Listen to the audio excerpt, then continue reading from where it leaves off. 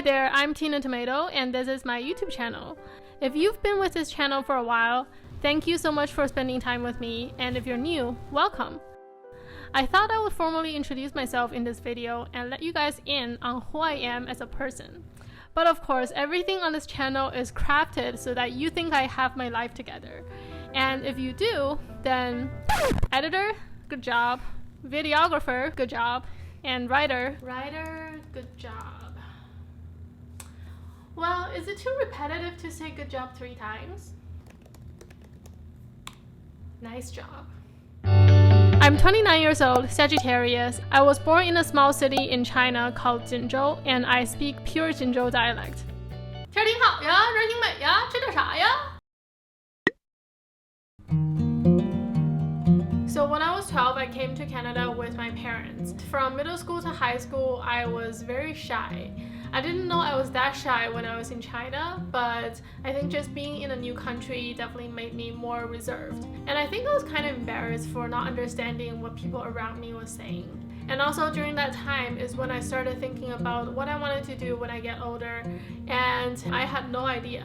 So there was a little bit of anxiety in the back of my mind constantly. Like I knew I needed to get into a good university and then get a good job. And there was definitely a lot of shoulds that were running my life. For university, I studied industrial engineering, and at the time, I really had no idea what industrial engineering is about. My mom chose this program for me because she liked that in the promotion material, there was a girl wearing suit instead of wearing hard hats. Industrial engineering is a pretty interesting program because you get to learn about how systems work together, and also you get to choose from a variety of different courses. I learned about ecological systems, database design, computer programming, human factors, and like calculus. So you can basically go into any industry or any field you want with this degree. After my 3rd year, I went on to do an internship at a government agency, and that's when I started to have a lot of free time on my hands because I didn't have any homework or tests to study for. And also at the time, I was really crushing on a guy, so I decided to make a video for his birthday, and I have a separate video about that cringy story if you want to hear more about it. But basically, that was my first experience making a video. And after that, I had more opportunities to film stuff. I went on to film a video series interviewing different people on how they found their passion, because at the time I was pretty troubled and just didn't know what I was supposed to do with my life. And I also did a couple of personal projects, and I just thoroughly enjoyed the process of coming up with an idea, breaking it down into different shots, filming it, editing it, and then see the idea come to life. And through working on these projects, I just fell more and more in love with making videos, and I really wanted to make this my life's work. So after I graduated, I spent 4 months trying to find a job that's related to film and videos. I met and talked with a lot of people in the industry and also worked as a PA on set a few times.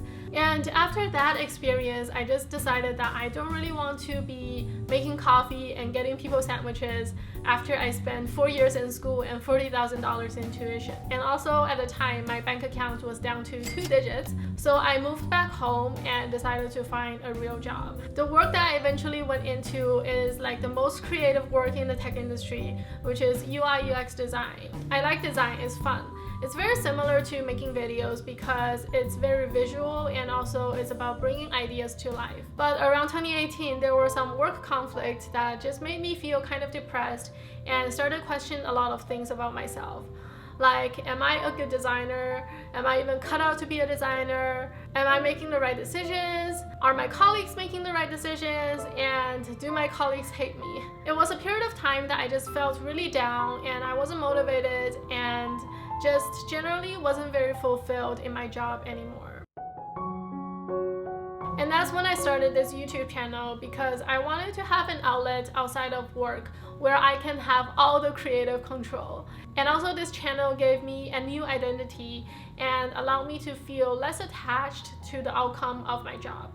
So in hindsight, I think all the conflict and emotional turmoil that I went through was probably very necessary to give me that final push to go into YouTube.